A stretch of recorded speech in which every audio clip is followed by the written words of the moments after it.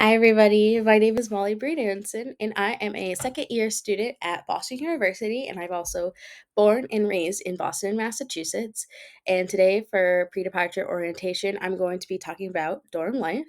As you know, when you're coming to the US, you need somewhere to eat and sleep and do your laundry. And all of this is done on the university campus. So I wanted to do just sort of a general guide to living on campus.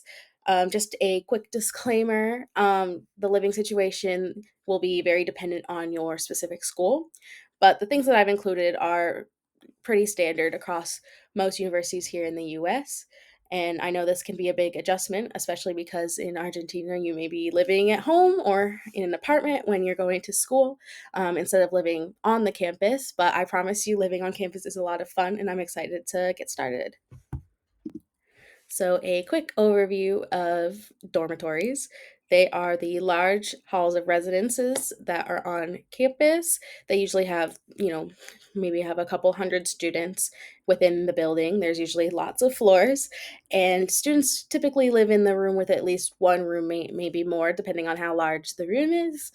And these housing is often mandatory for at least the first year of university. Schools like to do this to sort of cultivate that social interaction. It's a great way to make friends when you're new and don't know anybody. Um, some students, once they become older, may choose to live in an apartment off campus or even share a house with a bunch of roommates. But at least for the first year, when you're coming, you will be most likely living in a dorm. And just to note, housing is going to be an additional cost on top of tuition. Tuition only covers sort of your classes, but the charge, usually it's called room and board, which includes your housing as well as your dining plan, as we eat most of our meals on campus, will be an additional cost. The average cost of this room and board charge in the US is around 12,986 US dollars, but it will be more or less depending on your scholarships and just where you're going to school, if it's public or private. But just something to keep in mind when you're planning your finances. So here are a couple pictures of some dorm rooms, and the one on the far left is actually my personal dorm room that I'm living in right now. I live in a triple, so I live with two other roommates in Boston, and most of the other rooms, most of the ones that are on campus are actually double occupancy. So you might most likely will only be living with one other person, but there are also, triples, quads, and singles, meaning you might be living with two, three other people, or you might be living by yourself. The single rooms are technically more expensive and usually harder to get because a lot of people would like a single room. But it is honestly recommended to have a double your first year of college. It's a great way to make friends and also just learn how to live with other people. And another thing to note is the bathroom situation. Most rooms are not connected to a bathroom. There's usually a what's called a communal bathroom, which it might be at the end of the hall of your residence. If you're lucky, you might have your own bathroom, but for the most part, they are communal, meaning they might have a bunch of shower stalls and a bunch of toilets. So that's just something to keep in mind when you're packing for school. That you might have to walk down the hall to the bathroom.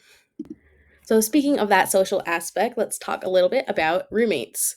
And you might be wondering, I don't know anybody. How am I going to find a roommate? Luckily enough, most people don't know anybody going into university, anyways. So, the primary way people find roommates is just through random assignment by the school. So, this is the most popular way people find their roommates. The schools will send out a form before you arrive in the US where you can fill out your living preferences, such as, cleanliness. Are you a messy person or do you like it really clean? When do you go to bed? Do you like to study in the room or in the library? How loud do you want the room to be? Things like that. And the system will match students who have similar answers. So, look, most likely you'll be with another person who lives similarly to you. However, some people might want to know who their roommate is before coming on campus. Luckily, nowadays, social media has an option for that. Many schools have Facebook groups or Instagram pages for incoming students where people can connect with each other prior to moving on campus. You can, get to know somebody a little bit before requesting them as your roommate. This is the way I actually met my first roommate freshman year. And, it's a great way to sort of get a sense of who your roommate is before moving in. But both options are great. For many of you, especially if you do not have siblings, this might be the first time you are sharing, a living space with another person. And so here are some tips for living with a roommate, as, unfortunately, roommate conflicts can be very common at school, but these are the two things that I like to live by to, get along well with my roommates. So the first one is open communication. Make sure at the beginning of the year that you get each other's contact information. And at the beginning of the year, I would sit down with my roommates and set some sort of living guidelines, like when is bedtime, you know, where's the personal space in the room, how clean do we want it to be, what items are for sharing and what items are personal property, when am I allowed to have friends over, and just always ask your roommates before bringing others to the room, or making any major changes to the room. Always asking is just the best strategy. And if any of these disagreements in living arise, just make sure to sit down and talk it out instead of silently being mad at each other, because that never resolves anything. And while open communication usually prevents a lot of conflicts, it might not resolve a conflict because things happen. And so the second tip is just getting familiar with what's called residence life on campus. And there are students named residence assistants, also known as RAs, who live in the dorms and work and to help you, address any problems you might have on campus and help you get familiar with the dorms. And you can always call on your RA. They will introduce themselves at the beginning of the year, and they might hold floor meetings at the beginning of the year, just introducing themselves and just laying out any guidelines for living. And you are always free to contact these RAs if you have disagreements with your roommates, and they are happy to sit down with you and help mediate any discussions. So they're a super important resource that I wouldn't ignore. So the next thing I want to talk about is the mailroom, because you might be wondering, I might want to receive mail from home. What if I order something online? I will want my new shirt to come to my dorm. How do I do that? And we have something called a mailroom, and these are separate buildings on campus that receive all the mail for all the students in the schools. And so these are not individual rooms. It's just usually one big building. And your mailroom address might be different from your dormitory address. It's not often built into the dorm, if that makes sense. And if you're wondering where to find this, universities will usually display your specific mailing address on your housing portal, your student portal, which you will receive at the beginning of the year, which you can log into on your computer and find all this information. And if a package or mail, like letter, is sent to you, you will be notified electronically, usually by email, when you're ready to go pick it up. And students are usually assigned individual mailboxes with numbers for letters to be sent from family and friends.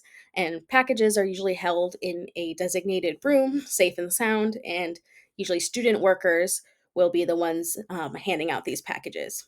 And just something to note is these mail rooms have specific hours of operations. You can't just go get your mail whenever, usually between the hours of 9 to 5 or something like that. But just be sure to check out your school's website for when the mailroom is open or not. So, one of the big questions about living on campus in the US is, where am I going to eat? So, I'm going to quickly talk about dining. So, we all eat on campus. Universities will provide food for all the students. Instead of going to a cafe or a restaurant and spending our own money, we usually, will come to school and eat. So, food is usually served in large cafeterias called dining halls, and your school might have more than one on campus depending on how large it is. And these dining halls have a lot of options, usually multiple stations where you can serve yourself. They may even have sort of customizable stations where someone will cook for you right in front of you. So, there really is something for everybody. And in order to access these dining halls, students are required to pay for a meal plan on top of the housing and tuition. Like I mentioned, this is usually part of that room and board charge that I mentioned in the beginning of this video. And there are usually a variety of meal plans, depending on what works best for you. So there's usually a system of meal swipes and meal points. So a swipe is usually like kind of like your key to the dining hall. So one swipe will let you into the dining hall, and then once you're there, you can eat as much food as you want until you leave. And a point is usually in dollar amounts, and you can use these to maybe purchase food and drinks on at a convenience store on campus. And a lot of American universities also have sort of restaurants on campus that take these dining points. For example, my campus has a Starbucks and a Subway and other kind of fast food on that might sound more appetizing than dining hall food, depending on if you're on the go or whatnot. But there are a lot of options on campus. Just know that it is an additional cost, but you won't go hungry. All right, so the final thing I'm going to talk about in this section is transportation. You might be wondering, how am I going to get around? I don't want to be stuck on campus all the time. I want to explore, and this is super valid. And so here are some of the options that universities provide for you to get around campus. So the most popular option is the campus shuttle, which is a bus that is free for students, and it will drive to certain locations throughout campus, and it also may go to town and city centers. For example, at my school, Boston University, our bus goes into sort of the closer to the downtown area in the city of Boston, in addition to different stops on campus. So that way, if it's rainy and you don't want to walk super far, there is that option. And these shuttles run super frequently, usually every few minutes. And many schools have like an app or a website that you can use to track the location and just show how long you need to wait before the next shuttle. Um, for those of you who are going to a school in the city or somewhere more populated, there will most likely be local public transit, which might be trains and buses and things like that. And these are part of the city or the of wherever you are, and so they are not free for students, usually a small fare, maybe $2 US or so. And a lot of cities actually have student discounts for these local trains and buses. So it's a great way to explore the city or town that you're in without paying too much money. But if you are going to school in a small college town that is not super populated, there might not be this local public transit, and you might only have the shuttle as an option. So that's just something to keep in mind. All right, so that concludes my overview of living on campus for pre departure. Thank you so much, guys, for listening. If you have any questions, any at all, feel free to visit the Education USA Argentina website, which is educationusa.org.ar, for more information. There you can actually schedule office hours with various advisors throughout the country of Argentina, depending on where you are. And they're a super great resource to answer any and all questions about school in the US. And if you want to hear my perspective as an American college student, feel free to email me at my email, which is on the slide. I'm looking forward to hearing from any of you who have questions. Thanks again, and enjoy the rest of your day. Bye bye.